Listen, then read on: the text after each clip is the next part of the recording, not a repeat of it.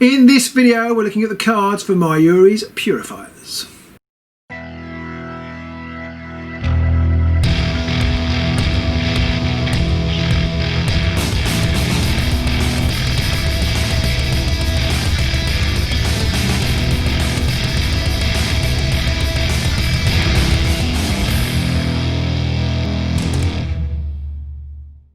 Hello AOS fans, Robin here again talking about Myari's Purifiers, the warband, the Illuminati, no that's not what they're called, the Lumineth warband for Warhammer Underworlds Direchasm.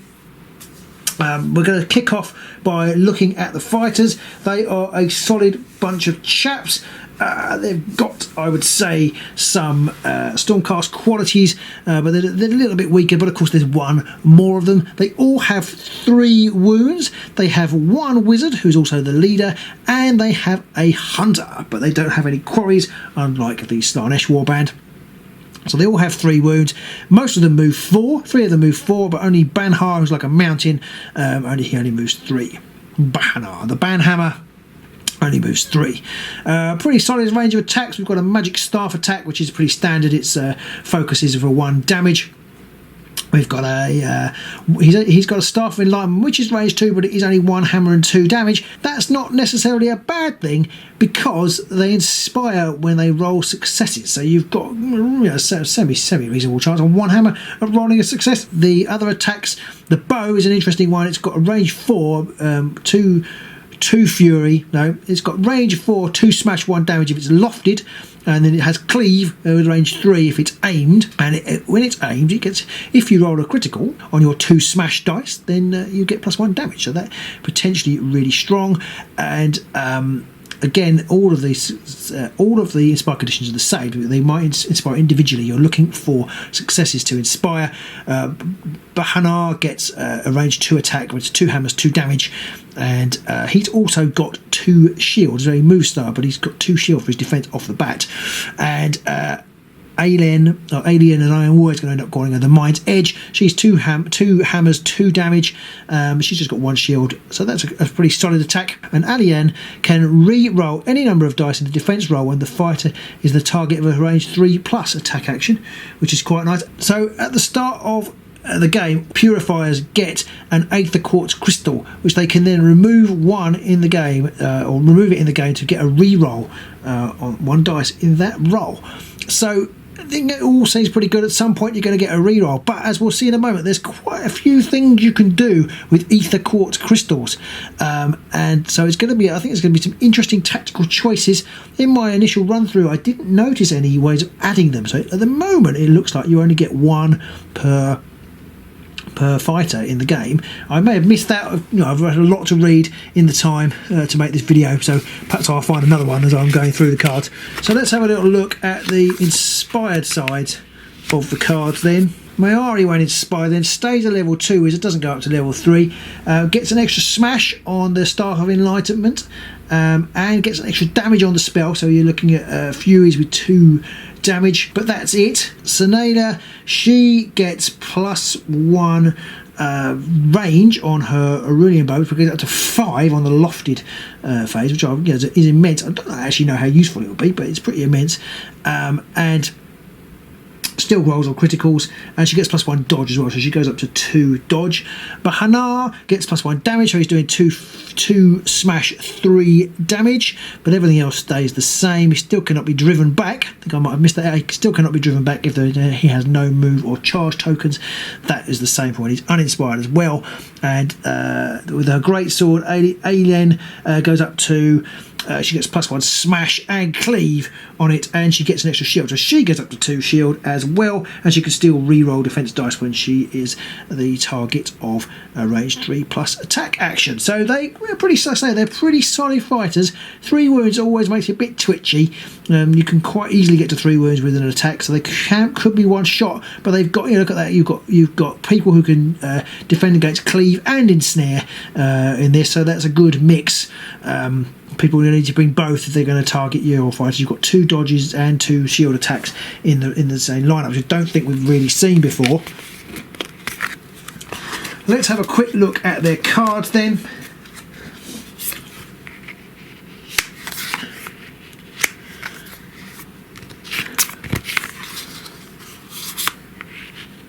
first up, there's one spell. So we've got one spell, which is Lambent Light, which is 2 lightnings.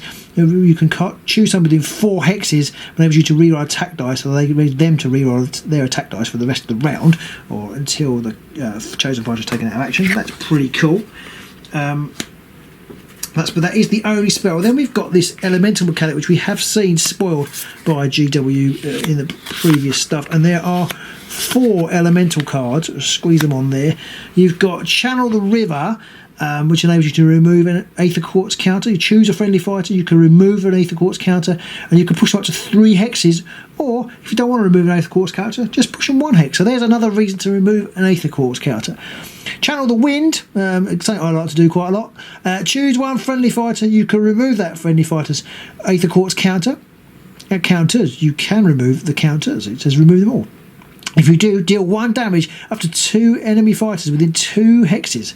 So you deal 1 damage up to 2 enemy fighters within 2 hexes. That's pretty strong. Otherwise, you can just do it to 1 enemy fighter. Channel the Mountain. Choose 1 friendly fighter, and again remove that fighter's Aether Quartz counters. If you do, give the chosen fighter an adjacent friendly fighter 1 guard token, or you can just give 1 fighter 1 guard token. So that's 1 or 2. And Channel the Zenith. Enables you to choose a friendly fighter. That fighter is inspired, so that inspires them immediately. You can remove that fighter's Aether Quartz counters. If you don't, then it only persists until the end of the round, and then they become uninspired. So it could be useful, sort of temporary inspire. Remember, if you do take their Aether Quartz counter off them, it will be permanent. So you can see, I haven't really noticed that there aren't. I haven't seen any way to generate an extra one, but even if you do, using these effects actually takes them off. And having a quick look at their cards, you just reroll 1 for a reroll, 1 Aether Quartz counter for a reroll. But they're the elemental cards, and there is an objective that ties in with those, which we'll have a look at in a minute. Then we have Flicker of Light, Untouchable Pride, Flicker of Light, and Untouchable Pride. A couple more gambits. During an attack action after the determined success step, if that attack action would deal damage that would take a friendly fighter with 1 or more Aether Quartz crystals out of action, roll a magic dice, and on a lightning you remove that fighter's counters, but the combat ends, so you don't kill them. And then Untouchable Pride, if they have 1 or more Aether Quartz counters, give them a guard token, otherwise you can heal them. So sort of you can put them on guard or heal them if they haven't got any Aether Quartz counters left. Into some Aether Quartz based upgrades now. We've got Magical Boost, not to be confused with Magical Boots. The fighter cannot be dealt damage by Backlash, but if you remove their Aether Quartz counters, you can roll 1 additional magic dice in the casting roll, which is an nice upgrade. Speed of Hish, +2 move if they have 1 or more Aether Quartz counters, or +1 move otherwise. Heightened Senses, you can reroll 1 attack action in 1 attack dice in this fighter's attack actions, which is pretty cool because it's basically a awakened weapon, so a faction specific awakened weapon, which is always nice. But you can use this during a fighter's attack action after the attack roll and remove the Aether Quartz counters. If you do, you can Cleave and Ensnare until the attack is resolved. Heightened Reflexes. Use this after an enemy fighter's attack action. Remove this fighter's Aether Quartz counters. If you do that, this fighter makes attack action that targets the enemy fighter. Then discard that card. So if they're still alive, you can use Heightened Reflexes on them to smack them back, and it gives you +1 move as well. Could be good on the man mounted, I reckon. So quite interesting uses of the Aether Quartz counters. As I say, I haven't seen any way to add them on, but I've certainly seen multiple ways in which they could be useful. Okay, and then finally, we've got and then finally there's a couple of objectives that tie into the Aether Quartz mechanic. Score this in end phase if no surviving friendly fighters have Aether Quartz counters. So basically, if you've used them all, you can spawn Perfectionists, an Elemental Blessing, which is a surge and a hybrid. So you can score this immediately after removing an Aether Quartz counter from a friendly fighter when you resolve an Elemental Ploy. So they're the ones I was just looking at, that was the Elemental keyword. Or you cast your second or subsequent spell in the same phase. So I can see that card, if you're going all in on the Elemental Ploys as well, see that card being used a lot. And then the standard ploys, there's not very many of these left now. We've got Dazzling Light, which is -1 dice for an enemy fighter's attack actions in the next activation. Those cards are always useful, can really screw up plans. Surety of Purpose, +1 damage to the first attack action made as part of a charge action by a friendly fighter in the next activation. Don't tend to use those cards. +1 damage cards as a one-off hit are not really worth the paper they're in, I don't think. Tectonic Force, push one enemy fighter 1 hex away from Bahanar, or push one friendly Bahanar towards an enemy fighter. There's a couple of upgrades left that are not specific for fighters. Mountain's Gift, if one fighter has one or more Aether Quartz cancels. Oh, I missed that one. It's another Aether Quartz one. The fighter is on guard. Otherwise, after this fighter's attack action that takes an enemy fighter out of action, give them a guard token. And the Heartstone Amulet, always these cards are always pretty great utility cards. When their fighters dealt damage, reduce the damage by 1. Pretty good. Pretty good. I mean, less good because they've got 3 wounds. I think makes them slightly less good. You only tend to only get 1 use out of it. But always a solid card. Then let's have a little look at the upgrades that are for specific fighters. We've got a couple for Myari. We've got the Balanced Soul, which enables her to re-roll 1 magic dice in this fighter's casting rolls and spell attack action rolls. So that is a re-roll for spell dice, is really strong. And then Scry Familiar. This fighter has line of sight to each other fighter, which is pretty cool as well.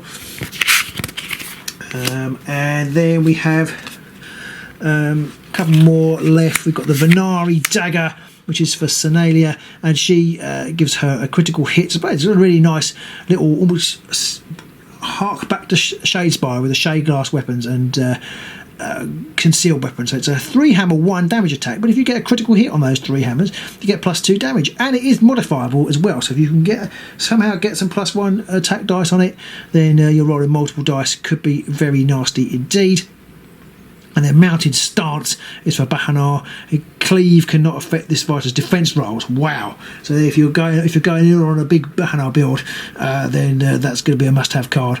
And he also gets +1 damage if he has no move or charge tokens. So pretty smart card there, maybe, although it is restricted. Let's have a look at the objectives. When I had a look at the objectives, I don't think there's anything that exciting. I think they're fairly standard cards. So we've got Vaunted Speed. So if you've got a surviving friendly fighter has a move characteristic that's more than any other surviving fighter, better with other warbands, I would say, but they do have movement of 4.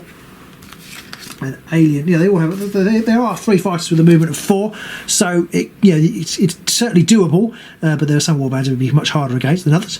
Patience of the Mountains. Score this immediately after an activation of each friendly fighter has 1 or more guard tokens. I don't think anybody really takes this card ever, do they? But it's there. It's Surge, so maybe if you're looking for some sort of control, it could be useful. I'm not sure. Force of the Avalanche. Score this immediately after a friendly fighter's attack action that deals damage equal to or greater than the target's wound characteristic. Well, remember the name of the cards now. There's been cards like this knocking around forever, and that one is they're always very popular. So I imagine that will see some play, especially as it's faction specific. And then we have a faction specific temporary victory. Perfect formation. Score this immediately after an activation if your warband holds 3 or more objectives. You've only got 4 fighters. You're not the Ghouls, but we know how strong temporary victory is, so I reckon that might see some play.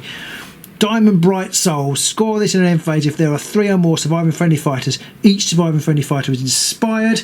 I can see if you're trying to go for a strong keep them alive build, that card could definitely see some play. And they've got to have 3 of them alive, and they've got to all be inspired. It's definitely doable. Obviously harder towards the end of the game, perhaps.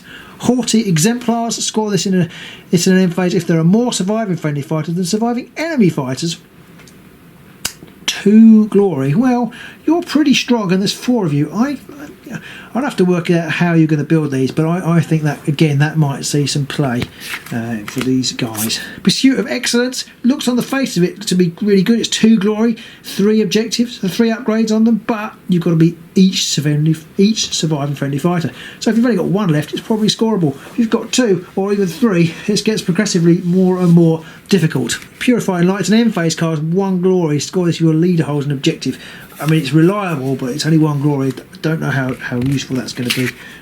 Unsullied Hand. Score this immediately after a friendly fighter's raised 3 attack action that takes an enemy fighter out of action. Could be a strong card with +1 damage for rolling a crit. You could take out some weaker fighters with that in one go. And then finally, who doesn't love a faction-specific Supremacy? Score this in end phase if your warband holds 3 or more objectives. Don't know how I play Supremacy with these guys. Don't know if I certainly wouldn't play 2. So anyway, that's the final card in the deck. Do let me know what you think of these guys. I think they look pretty solid. I think you could go Not sure you play objective with them, but you could have a little bit of an objective shenanigans in there. But they could be some nice flex aggro or control flex. So they've got potential, and I actually like them more than I thought I would. I think that some of their cards really appeal to me.